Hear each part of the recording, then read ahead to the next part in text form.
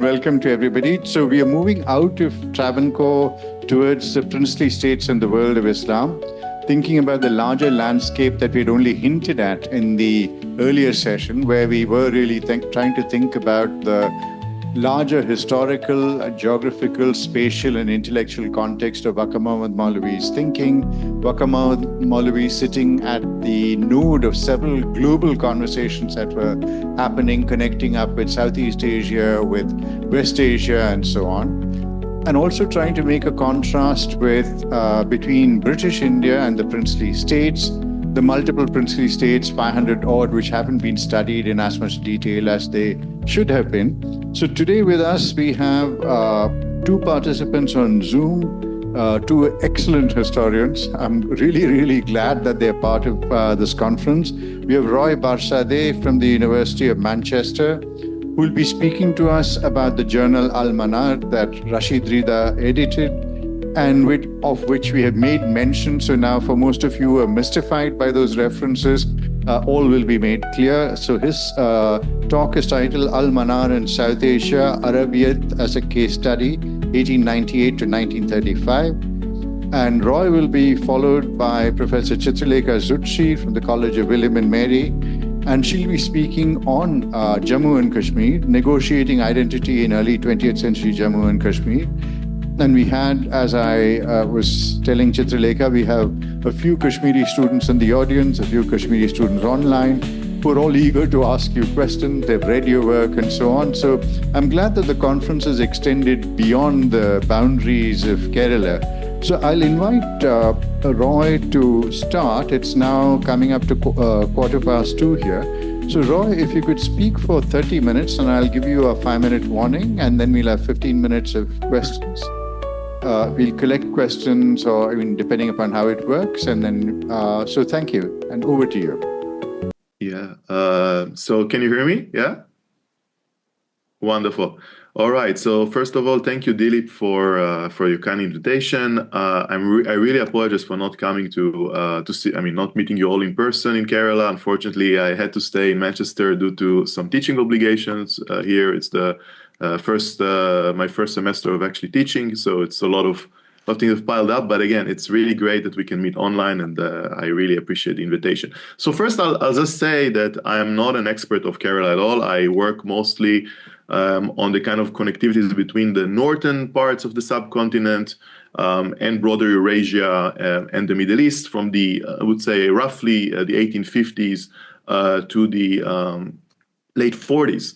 In my first project, I worked quite extensively on El-Manar's connectivities with South Asia. El-Manar was an important Cairo-based periodical, was published between 1898 and 1935.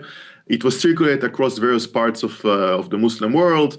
And I'll talk about it more, I give you the kind of broader context later on. But just say that, I hope that from what I'll discuss with you today, we'll be able to kind of extrapolate some questions, further questions to think along the lines of connectivities, of identities, coexistence, and other forms of political modernities with which this journal actually and its circles engaged with.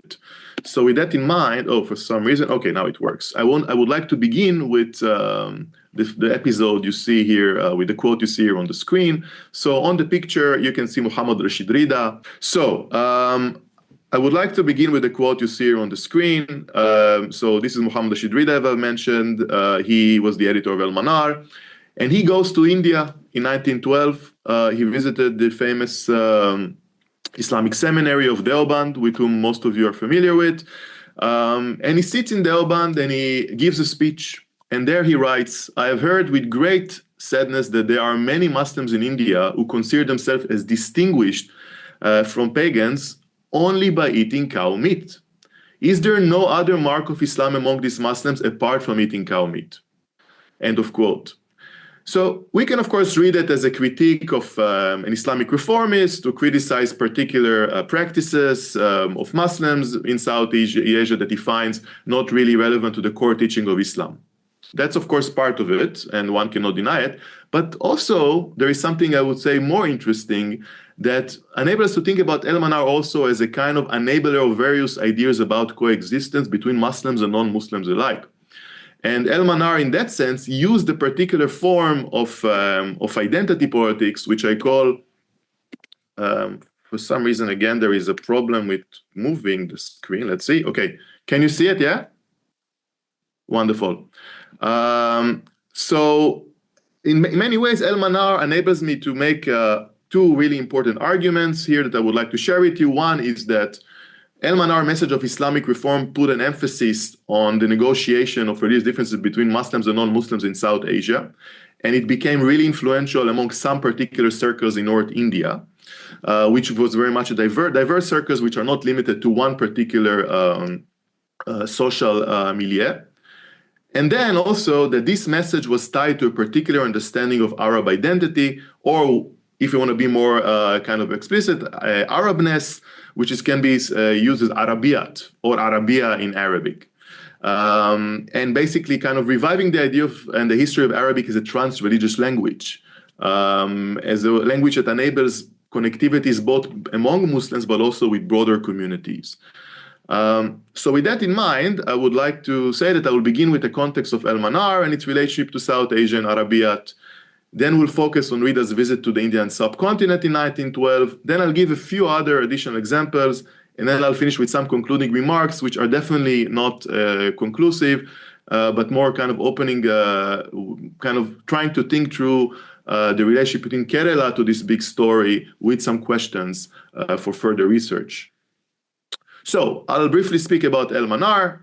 So El-Manar was founded in 1898. It was founded by Rashid Rida, as I've mentioned. Now, the reason why it was actually published in Cairo, it's important to note. Rashid Rida had to leave, like many actually Ottoman Syrian, the Ottoman territories, to Cairo because there was quite a censorship of the Hamidian regime on newspapers, and Rida therefore moved to Cairo, which at that time was, I would say, more open to these forms of newspapers. And he establishes, with the support of the Grand Mufti of Egypt, Muhammad Abdo, another important Muslim scholar whose ideas were spread around the Indian Ocean. I'm sure Dilip is familiar with the South African important fatwas, like the Transvaal fatwa, for example. So El-Manar was an extremely diverse journal. It was published in Arabic. It discussed questions of theology, law, politics, technology, and so on. At the same time, it had huge ambitions about transforming the Muslim world, about reforming millions of Muslims worldwide. But at the same time, also, it's important to know that it kind of reflected Isabel Hofmeier's argument about the colonial-born printing press. That is kind of a small operation but with big ideas, because Rida was actually operating for a very small space in Cairo. He had limited funds, but he was able to kind of to manage and actually circulate his ideas very efficiently.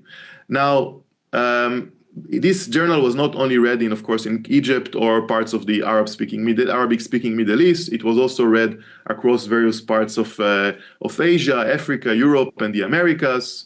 Now, it only reached 3,000 subscribers at its peak, but of course, we know very well for various research that the geographical span and impact of the journal were much, much larger, actually, than these numbers. Because, for example, we know that the journal was connected to some state elites across various areas. Its articles were translated to various languages, to like Malay, Urdu, Mandarin, Chinese Mandarin also, and other languages. And of course, the journal was also reflecting the needs of its audiences in the sense that it was publishing legal opinions, fatwa, for various inquiries, istifta, that were sent to its editorial board. So in many ways, the journal was really involved in the lives of Muslims around the world. And also, of course, its Muslim readers were very much involved in shaping the journal themes. So it went both ways. This is not kind of a one-sided form of impact. Now, Of course, at the same time, while El-Manar was very much diverse in its themes, there was a key message that Rida tried to circulate via the language. So, kind of key aspects of Islamic reform. So, first, practicing ijtihad, legal reasoning, and rejecting what Rida imagined as the taqlid, the blind imitation of the past, according to his narrative. Of course, there are some ulama would reject this, of course, but we're not going to get into that. The idea of Islamic unity, which was very much broad. And vague, often vague, because Rida kind of tried to draw various audiences to his imagined community. The idea of eradicating any foreign practices, again, what Rida perceived as foreign practices from Muslim rituals. But here it's interesting, the idea of eradicating the foreign from Islam does not close Islam and make it into a secluded identity, but rather to open it up to negotiation differences between Muslims and non-Muslims alike. So that's a very interesting move that the journal is doing in some ways. And the idea of creating a new Muslim subject through modern standards education. So of course, we're talking about the 19th century. This is a moment when you have like various state projects, the idea of core curriculum emerges at that time. Rida is also very much impacted by this moment, like very other Islamic seminaries across South Asia. And the key part that is relevant to our lecture today is the promoting of the study of Arabic among Muslims as a way to both gaining access to key Islamic texts, most notably the Quran, and also as a language of trans-regional communication between Muslims and non-Muslims alike. And this all leads, all this kind of by adopting this various key aspects, Rida envisioned that Muslims would be able to revive what he regarded as the historical and moral model of the three first generations of Muslims, as-Salaf as-Salih, the pious ancestors, which Rida identified as the kind of golden age of Islam. And he believed that this kind of moment and involved social and religious and political progress among Muslims. And I would also argue that it was very much entangled with his vision of Arabiyat. So in many ways, for Rida, going back to the time of the pious ancestors was not kind of a return to the past, but a return to the past that enabled kind of to thinking about a future, a promised future for Muslims worldwide. So the kind of reviving this model was, in a moral sense, a way to move forward. All right, so what is Arabiyat according to kind of Rida's imagination? First of all, I would like to talk about the context. So we have in the kind of, from the mid-19th century, after, I would say, there was kind of new ideas that emerge across the Arabic-speaking parts of West Asia, in particular Egypt and on the Ottoman Empire. Mount Lebanon, as we know, goes through a really terrible internal strife between Muslims and particularly between Muslims and Christians, Druze and Christians. As we know from the work of Usama Magdisi, there is a new forms of ideas about negotiating difference that emerge in the aftermath of this terrible violence that really based on the idea of Arabic as an identity that transcends religion, religious belonging, but at the same time also enables one to keep his or her own religious affiliation and belief. Now, Rida is part of this moment. He emerges to this kind of world that emerges in both Syria and Egypt. And he imagined a very much particular idea of an Arab identity. In that sense, a very much idea that connects, of course, to the history of Islam. But it was an idea which was not based on birth or ethnicity. So this is not, you can actually become part of this identity if you espouse various ideas of Islamic reform and master the Arabic language. So it was an open-ended kind of, I would say, non-racialist category.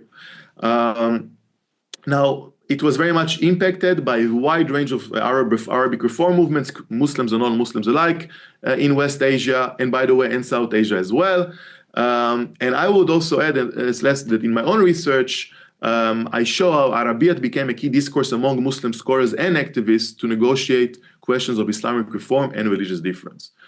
With that in mind, I would like now to kind of focus more on the particular trajectory of today about El-Manar and South Asia. So first of all, it's quite unsurprising that El-Manar had a kind of a huge interest in South Asia, thinking about the connectivity of Egypt and India. Of course, we know very much from work of various scholars and, of course, literature, like the work of Amitav Ghosh, that Egypt and India were quite connected much before the time of colonialism. However, as we know also from new research, colonial infrastructures enabled new connectivities among both regions. Already from the 1850s with the overland route to Egypt, that basically Egypt becomes a real kind of, I would say, Middle East, because it connects both the colonial ports in South Asia and the metropolitan. In many ways, the Suez Canal only intensifies these connectivities. And of course, new ideas are traveling among this region. One is, of course, Said Jamal ad-Din Afghani, an important Muslim reformer and anti-colonialist, who was very much kind of traveling between both regions and invoking his ideas. He was very much a big influence on Muhammad Abdo, was one of his students.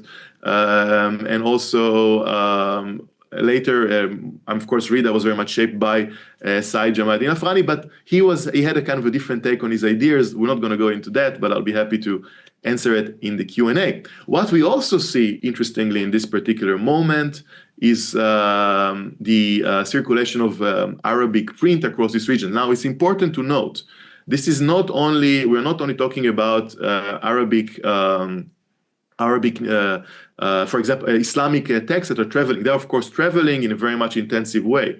We're also talking about scientific texts coming from, especially from centers like Ottoman Beirut and Cairo, that time are going kind of through of course, we have the Ottoman state building project of the 19th century. We have the Egyptian state building projects, the Khedive Egyptian state building project. So there are new texts translate from various European languages to Arabic, and Arabic itself also, there are of course critique of some of this work, and this work is becoming for Muslims in South Asia really important for their own project of political modernity. And in many ways, this we see, for example, book publishers, for example, this one is from Aligarh, that was buying books and journals and circulating them to Aligarh and North India, in particular from Ottoman Syria and Egypt. So it was called the Matbea Ahmadi. I referred to it in some of my previous work. Now, at the same time, what we see in South Asia, which really connects, also kind of explain the rise of El-Manar, is that the discourse of a Salaf Salih also becomes really important for Urdu readership. And this is also interesting that in some of the work we can see is not only the term ulama al-salaf is not only for the three generations of Muslims, but also it goes beyond that, and also sometimes even mention Christian authors as part of the pious ancestors. So it's also showed that the idea of a community is not only reflected on the kind of idea of a segregated Muslim community, but rather one which is inclusive and allows also non-Muslims place within it.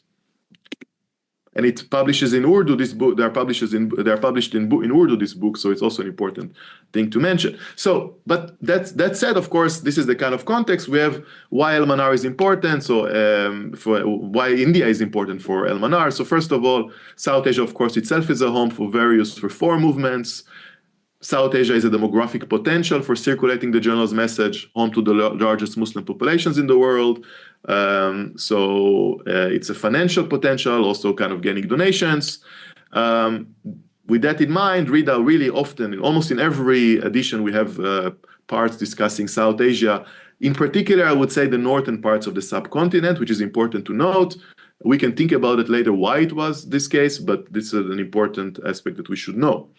Now, also, it's important to add that El-Manar had diverse readership in South Asia. We're not only talking about particular, I would say, Arabocentric movements like, for example, Nadwat Ulama in Lucknow, but also, Ahmadis were reading it. We had people, we had, of course, the Obandis were reading it.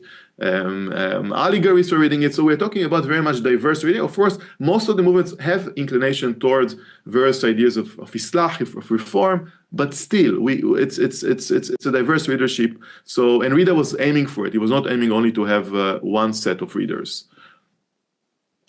So, with that in mind, we can move to our main case study for today, Rida's visit to India in 1912. So, first, I would say that when Rida comes to South Asia in 1912, there are various motivations.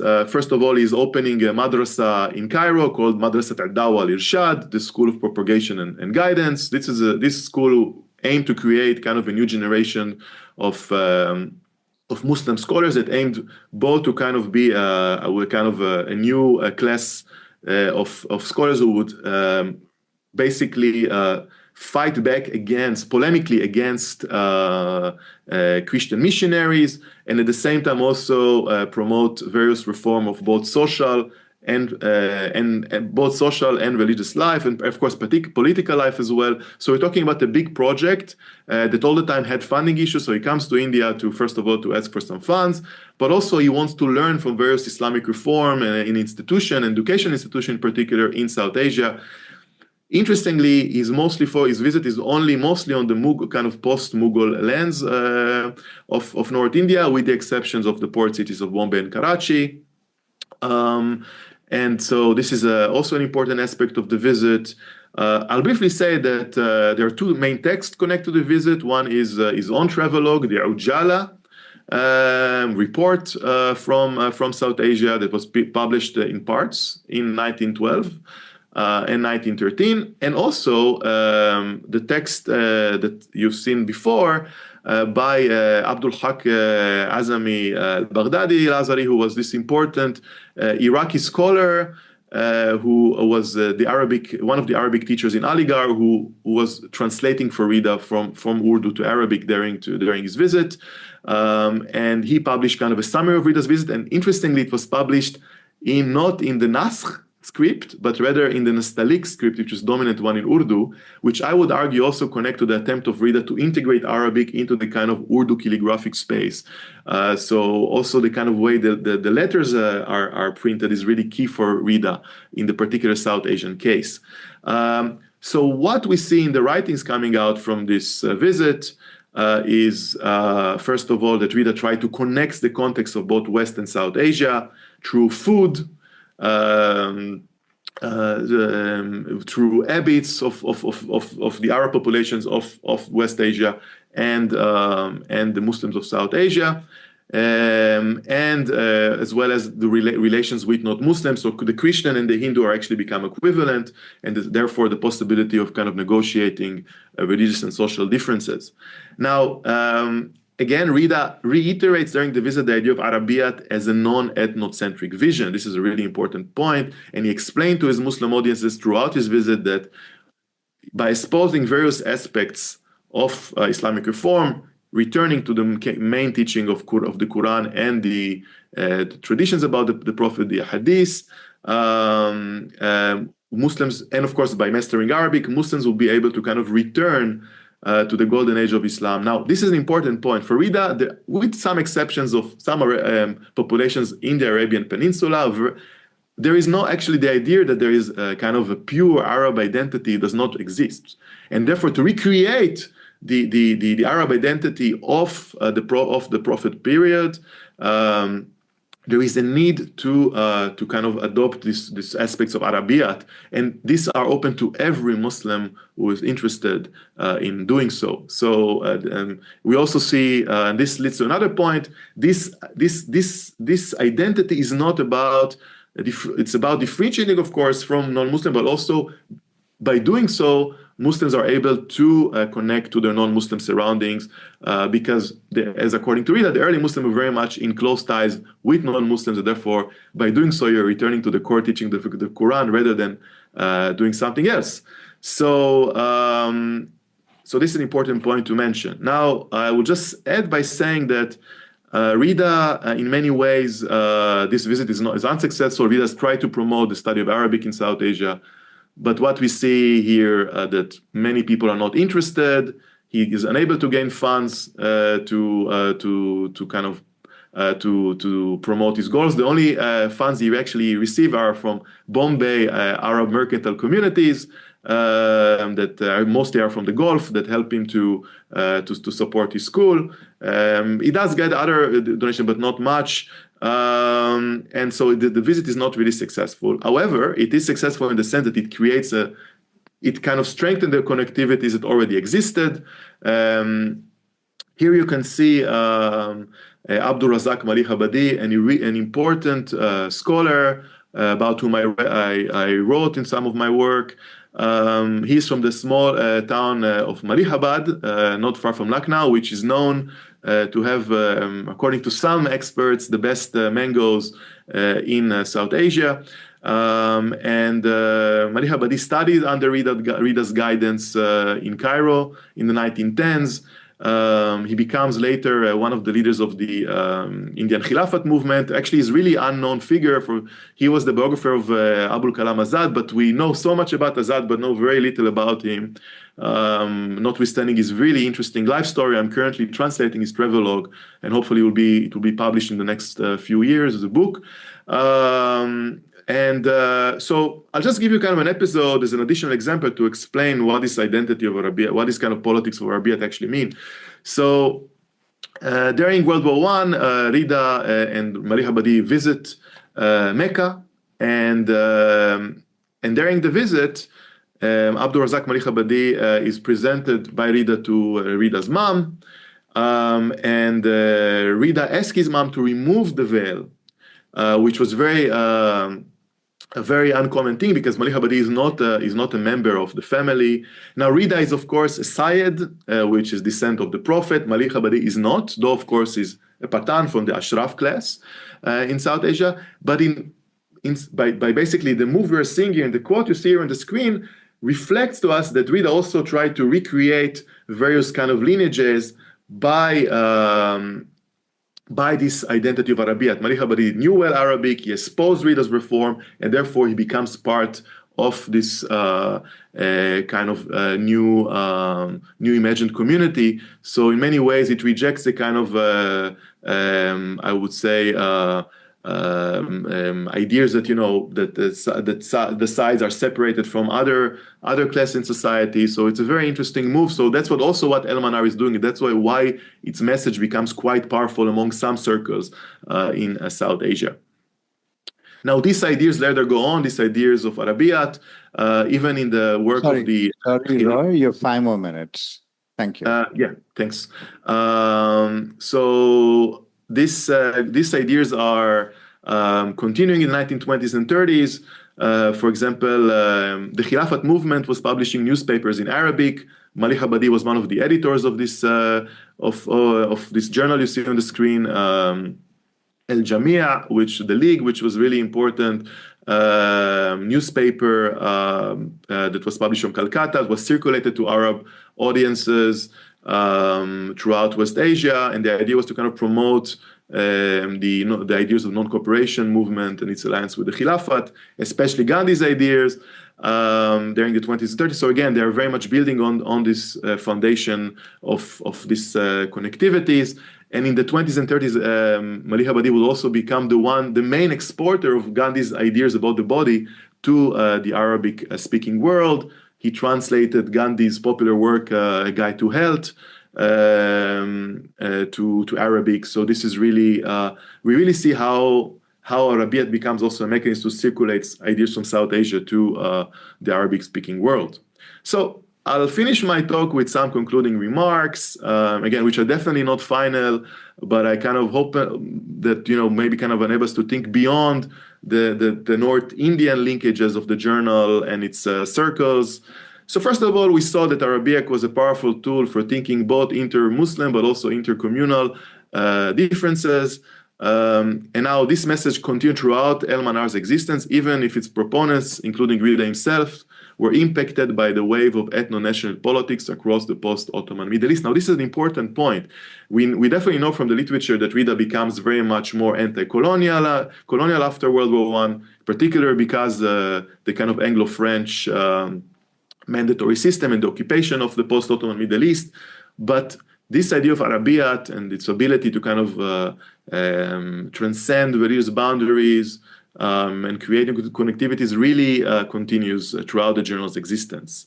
And we can see it also when Rida becomes one of the biggest advocates against the Italian fascist invasion of Ethiopia in 1935. This is a different project I'm working on, but just kind of Rida is really thinking about Arabiat in very, I would say, interesting terms.